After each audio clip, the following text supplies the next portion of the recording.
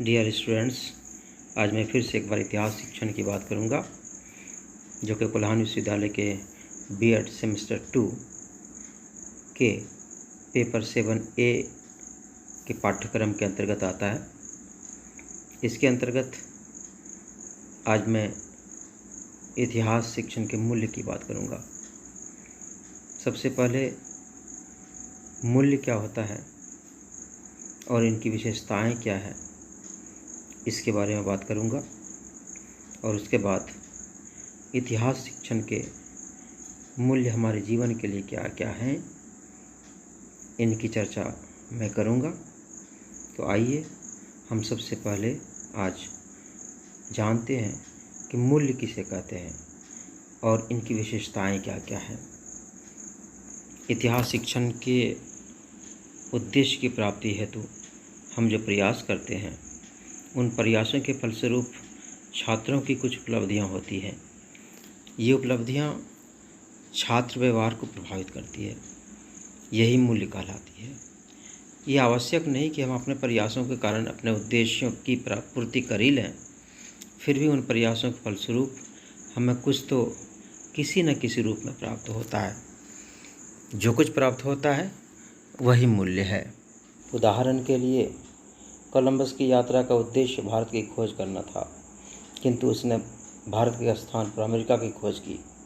यहाँ कोलंबस का उद्देश्य था भारत की खोज करना, किंतु अमेरिका की खोज उसका मूल्य था। इस प्रकार हम पाते हैं कि मूल्य कहीं न कहीं हमारे किसी भी कार्य का, हमारे सोच का या हमारे अपने दर्शन का परिणाम होता है।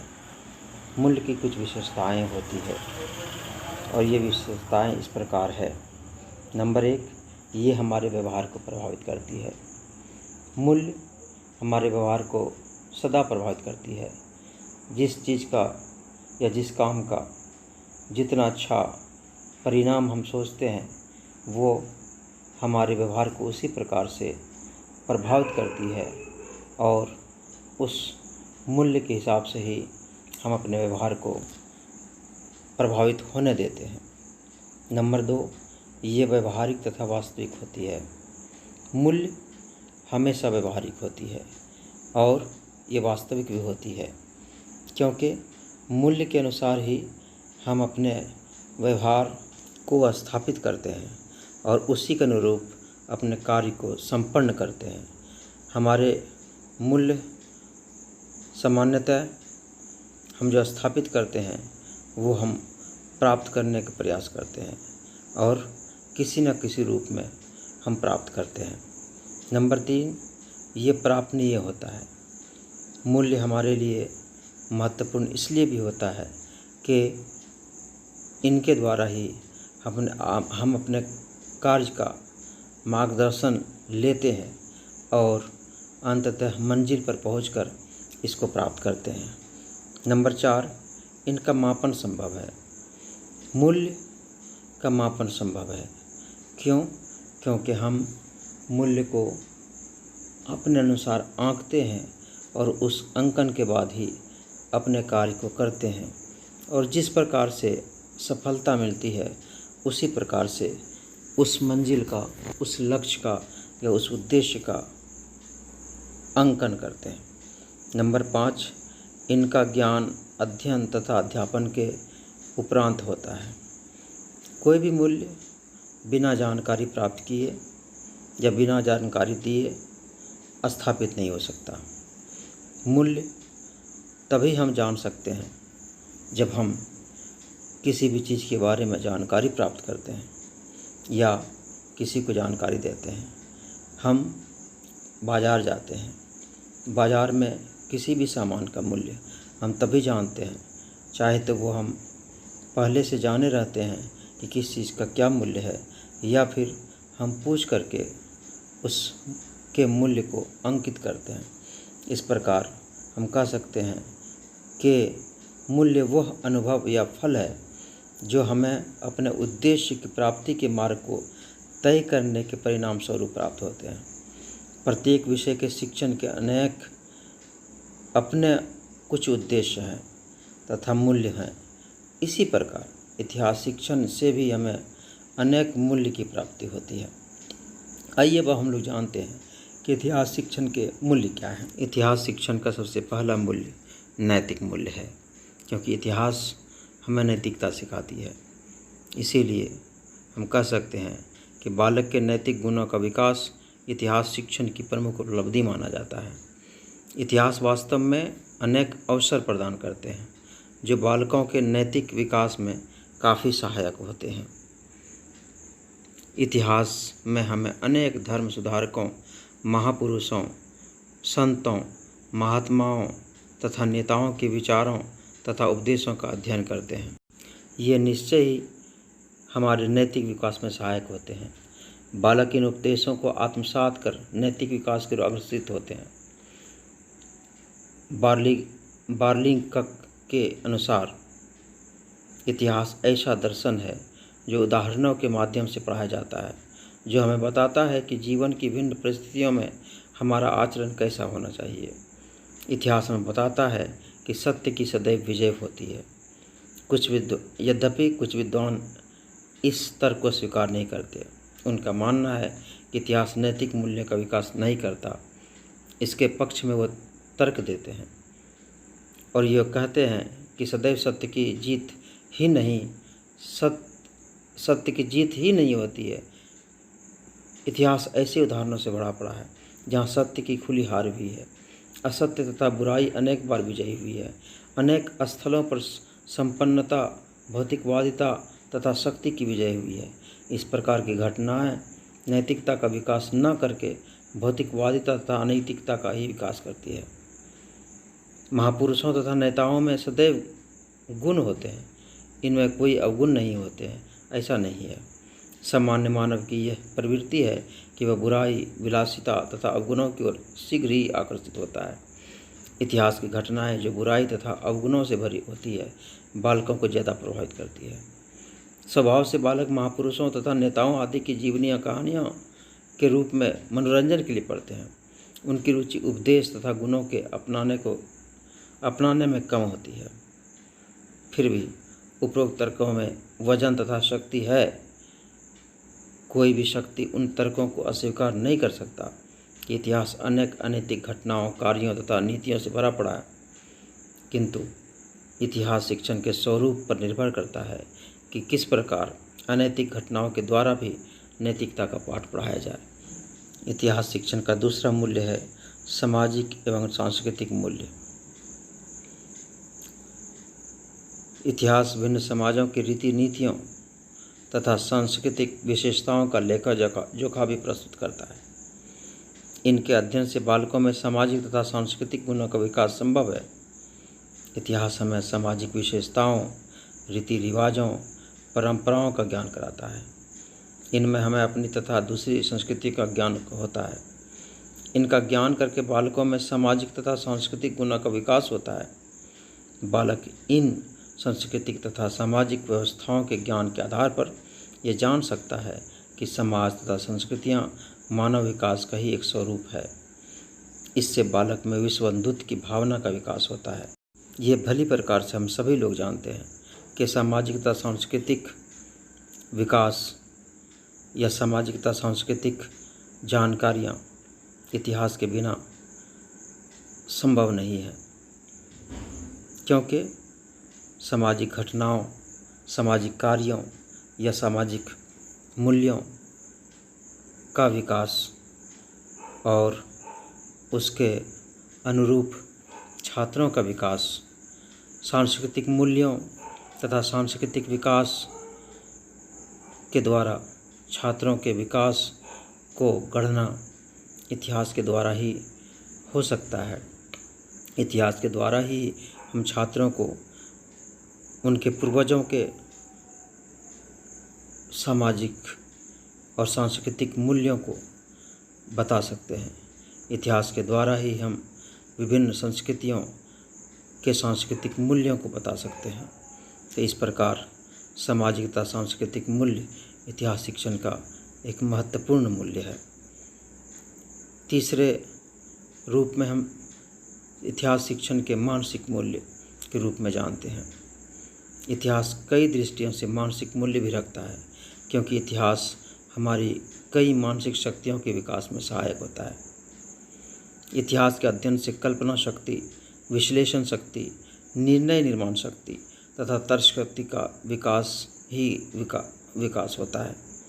इतिहास में अनेक अवसर आते हैं जहाँ कल्पना तथा तर्क शक्ति से समस्याओं को सुलझाना पड़ता है। इससे बालकों की मानसिक शक्तियाँ विकसित तथा तीव्र होती है। कहा भी जाता है कि इतिहास का जो क्षेत्र है वो विशाल है। इतिहास में कई उतार चढ़ाव है। इतिहास अपनी ऐतिहासिकता के या इतिहास लेखन के लिए भी प्रसिद्ध है कि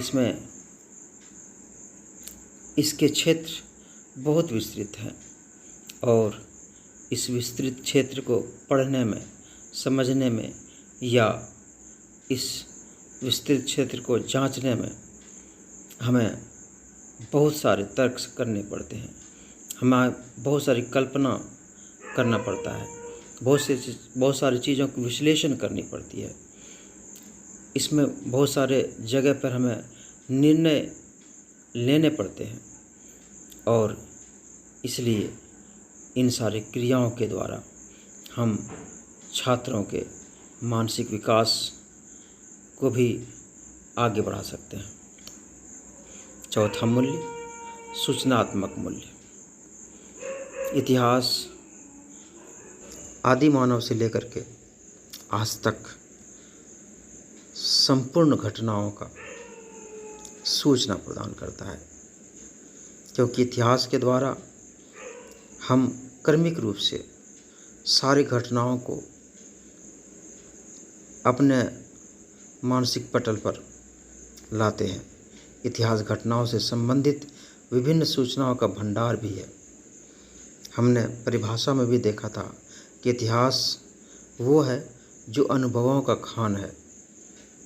जो हमारे पूर्वजों ने अनुभव दिए हैं वो सभी हमारे इतिहास के अंतर्गत हैं और हम जब भी किसी मौके पर किसी समस्या में उलझ उन समस्याओं का हल अपने पूर्वजों के अनुभवों या पूर्वजों द्वारा दिए गए सूचनाओं से प्राप्त करने का प्रयास करते हैं। इसीलिए बालक इन सूचनाओं को प्राप्त कर अपना ज्ञान भंडार भी बढ़ाता है। बालक आवश्यकता पड़ने पर अपना ज्ञान भंडार का उपयोग करता है और अपनी जिज्ञासा शांत करता है।